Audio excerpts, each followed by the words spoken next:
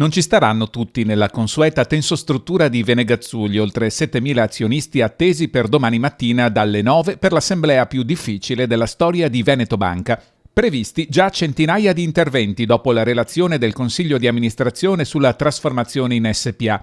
Nell'ordine del giorno indicato anche il resoconto sulla gestione al 30 settembre, dove verrà approfondito il valore di oltre 700 milioni di euro di perdite già annunciato e a seguire le relazioni sul valore di recesso, quei 7,30 euro che di fatto sono l'attuale quotazione delle azioni di Veneto Banca, anche se nominalmente valgono ancora 30,50 euro.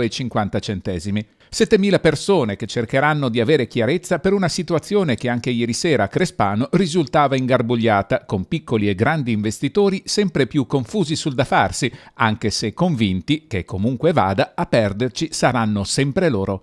E adesso non lo so, qua stasera sono venuto a sentire questi signori, però alla fine non sono riuscito a capire mica tanto.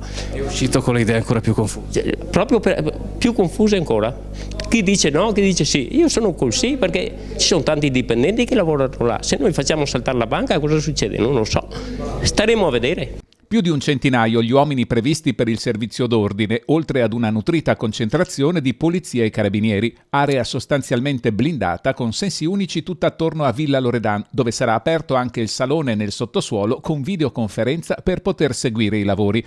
Oggi gli ultimi appelli e prese di posizione per il passaggio in SpA, con gli industriali convinti che sia l'unica via possibile anche per rientrare delle perdite. Sicuramente ci sarà interesse da parte non solamente del nostro territorio ma dell'intera nazione di avere una banca comunque che venga salvata. Serve avere pazienza, nervi saldi e sangue freddo in questo momento e prendere le decisioni che vanno prese, anche se a volte fa male, ma sarebbe molto peggio non prenderle.